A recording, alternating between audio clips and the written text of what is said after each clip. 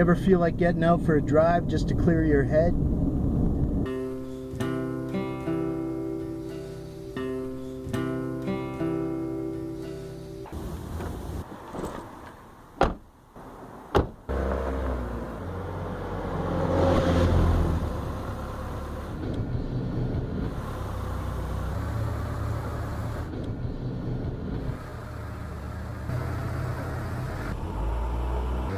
I was recently asked about my path as to becoming a minimalist.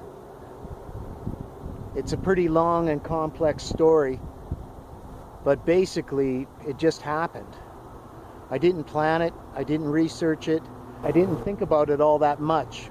It was just sort of a natural progression in my life. Growing up, my family didn't have much money, so we made do with what we had. I just carried that along with me through the rest of my life.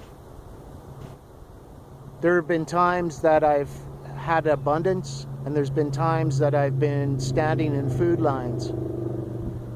So I've had ups and downs in my life, and I've learned that you can't always count on things being great. You never know when you're going to be down. So because I have experienced hard times, I've learned to spend wisely.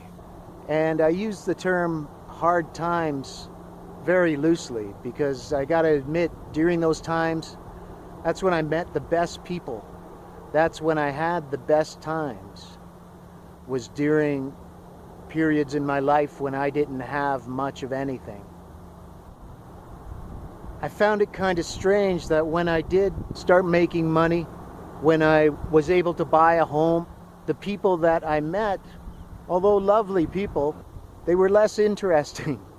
I don't mean to put anybody down, but the people that I met when I became successful seemed to be very materialistic, and it seemed like most of the conversations that were held were based on materialism, not anything internal. So I kind of learned that from my experience when I was broke, that when people sat down to have a conversation, it wasn't based on materialism. And because of that, the joy that I got from that time in my life, I carried that with me. I remembered it, I learned from it. That it wasn't the objects that people own that made them special. It was how they thought and how they felt and the amount of compassion they had towards their fellow human being. It was because they were good people, good, honest people.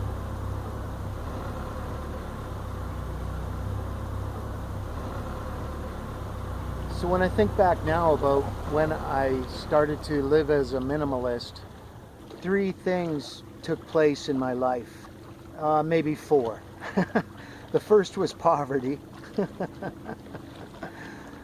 The second was humility. The third was clearing my mind of negative thought. And the fourth was reducing my desires and wants.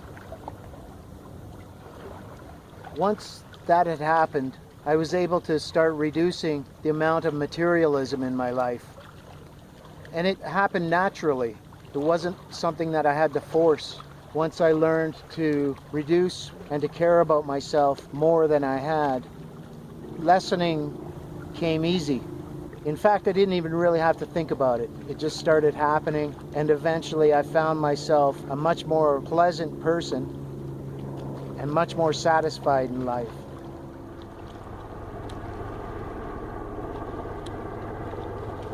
Once I had learned to simplify my life, I also became able to recognize simple pleasures.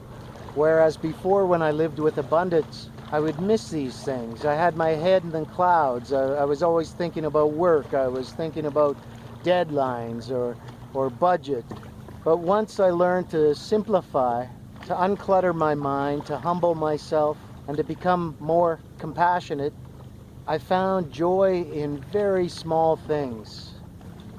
That's one of the byproducts of minimalism, is that you find joy in very simple things.